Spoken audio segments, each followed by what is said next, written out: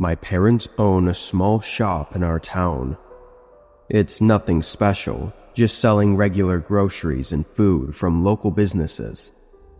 They'd been running it for over 20 years, and my dad took it very seriously, keeping the store open until 12 every night, and sometimes even staying later. When I turned 16, I started helping out a few hours a week, and when I turned 18, I started working full-time while doing online college courses. This night was my dad's day off, and my mom was having some health issues at the time, so it was just me closing the store. It usually stays not so busy for the last few hours of the night, and there was never too much to stock either. Around 9, almost no customers were coming in. I think only 1 or 2 people came in, so I grabbed a sandwich from the fridge and took a quick lunch break. Of course, right when I did, someone walked in.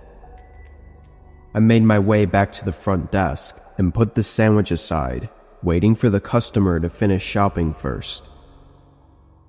I pulled my phone out, and after a couple minutes, I looked up to see how the customer was doing, but didn't see him. I scanned the room again and still didn't see him anywhere. Thinking they were maybe in some off angle I couldn't see, I waited a few more minutes, but they still never came into sight. I didn't even hear them either. Feeling off, I walked around the counter and started looking through the aisles, and it didn't take long to find them. In the second aisle, a man was crouched down at the end, staring at the floor and not moving or making a sound. "Sir?" The man immediately looked up at me, then stood up and continued to stare at me. All I could focus on were his eyes. They were wide and full, kind of in an unsettling way. But after a couple seconds, he quickly walked away and out of the store, never having spoken a word. Once I saw him leave, my first reaction was to check where he was crouching to see if there was any reason to be there, but there wasn't. I mean, that whole time, he was just crouching in the aisle. It kind of freaked me out because of how odd it was. I went up to the front door and checked that he'd fully left the area. Obviously it was dark out, but I didn't see him anywhere. I then went back to the counter and stayed a little more alert. 3 hours passed, and not a single customer came in. It was now time to close up, and after so much time passing, I wasn't thinking about that man anymore. I was just ready to go home. I walked up to the front and locked up the door, then grabbed my bag and started walking toward the back door to leave, when an extremely loud bang screeched through the store. I stopped in place, knowing it had to come from somewhere in the back, and it was so loud that I had no idea what it could have been. Worried, I slowly walked to the corner and looked down the back hallway. At the far end, dust was scattering through the air as the metal back door was loosely open, and standing right in the hallway was that same man from earlier. He was staring at me with the same wide-open eyes. I didn't know what to say or do. It was like I was just frozen in that moment. Despite his clear determination to break in, he didn't look angry. He had no emotion at all. I took a few slow steps back, then ran for the front, leaving the store and running to the other side of the street, calling 911. I called my dad too, and he rushed over to make sure I was okay. The man at the store was gone when police got there, but he'd left behind a sledgehammer sitting on the pavement behind the store. At first sight, nothing looked to be missing or stolen, so his intentions are anyone's best guess. It's clear he was unstable though, which means he could have been planning anything. Thankfully for me, I didn't have to find out what that was.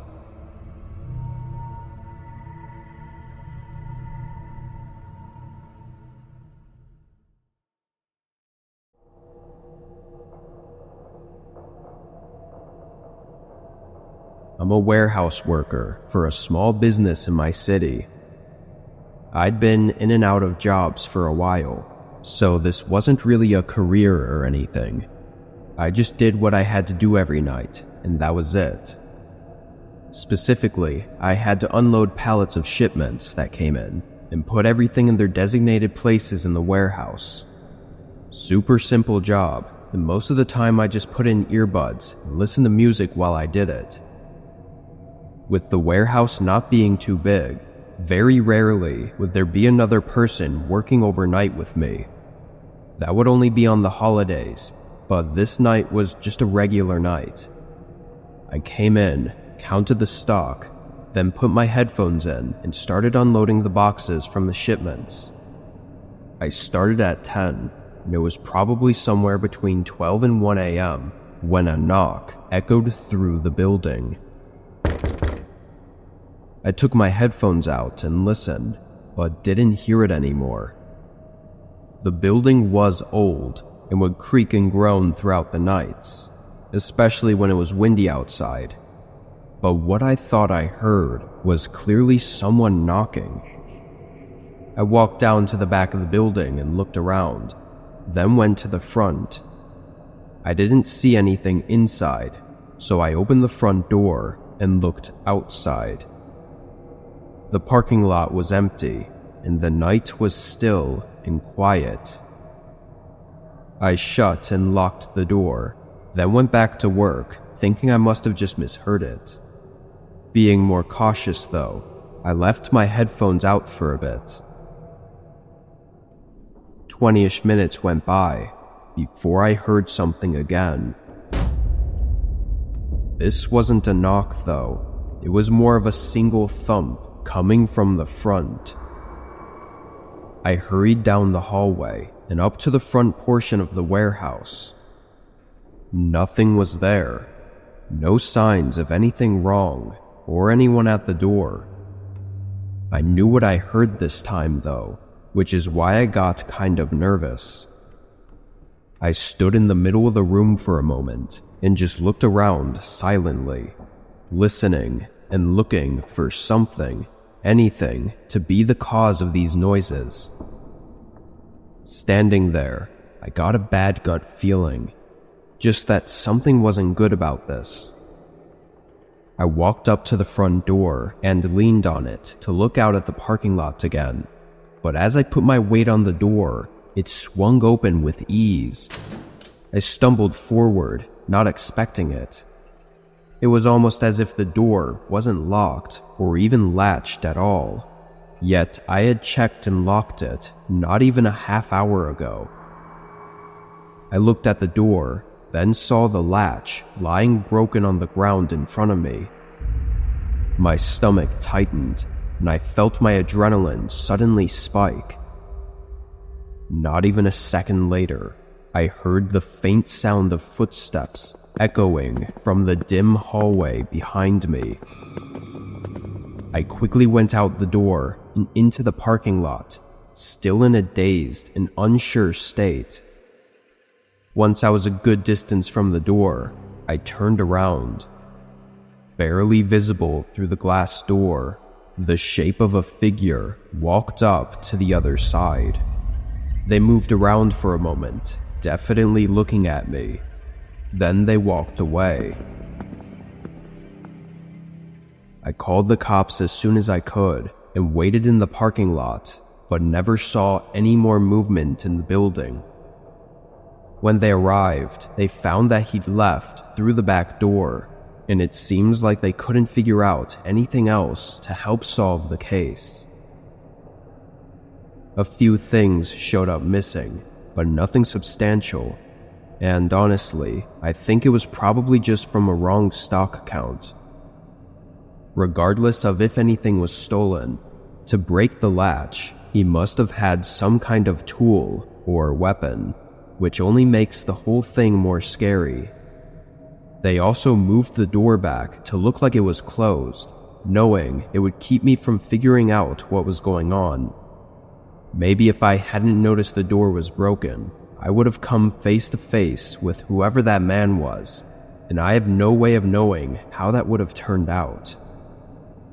Although unlikely, I couldn't shake the feeling that he was coming after me for some reason, so I've since left that job and moved on, hoping I don't run into him again.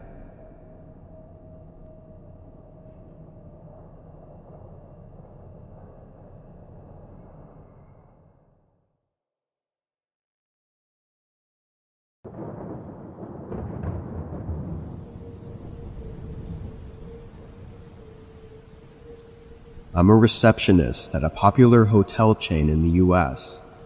For the better part of a year, I'd been working overnights. This night, I was doing my usual shift of 11 p.m. to 7 a.m. It was pouring outside, so I wasn't expecting any walk-ins, and on the schedule, it didn't show any bookings starting tonight. On nights like these, my job is to just stay awake and take phone calls, or help current customers with any room services or checkouts. We had a coffee machine in the hotel lobby, so I had a cup of coffee next to me as I tried to stay awake. Even having been on overnights for a while now, I still had trouble with getting tired on my shifts. The rain outside made me even more tired as well. But at 1 a.m., a phone call came in. I answered, and before I could even speak, a man quickly asked if we were still accepting walk-ins. Their voice was very muffled though, and there was a background sound that was really loud. "Yeah, we have rooms available for walk-ins tonight," I said. They responded, but I couldn't make out what they were saying. As I asked if they could repeat themselves, I looked up from the desk and saw a small light glowing outside. It was from a phone, as someone was holding it up to their ear, standing almost right up against the front window in the pouring rain. Knowing it had to be the man I was talking to, I was about to wave to them, but something about this made me feel uneasy, so I decided to pretend like I didn't see him. A moment later, though, he ended the phone call.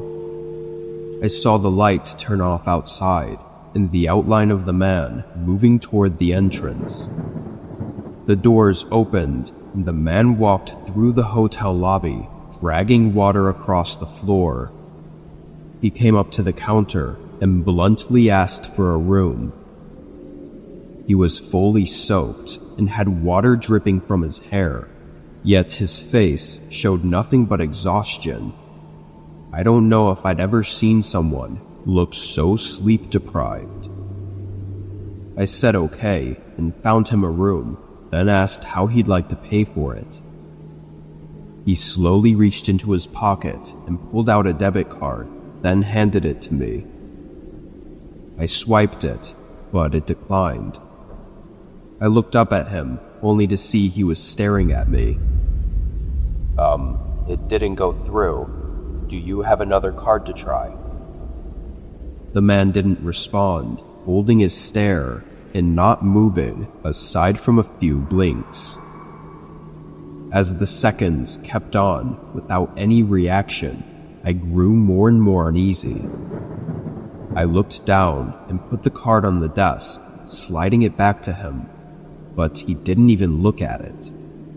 He turned and started walking away from the desk and toward the hallway with the rooms. By now, I knew something wasn't right, so I quickly pressed the button that calls for police, then went out to the hallway the man was in, finding him standing at the door to one of the rooms. He started pounding on it, yelling in a harsh voice for them to open the door. I tried telling him to stop, but I didn't want to get too close, not knowing if he was in some kind of dangerous state. But then he pulled a small knife from his pocket and started trying to pry the door open. I yelled at him to stop and that the police were on their way.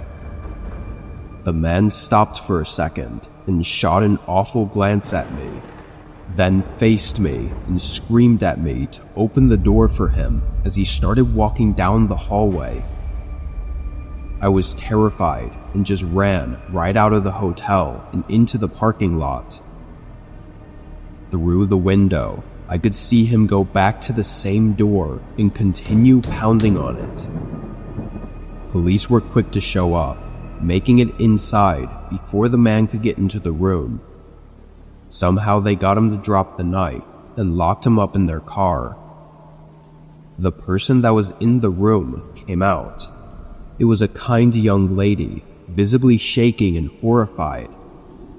Turned out the man was an ex of hers that she hadn't seen or talked to in over 10 years.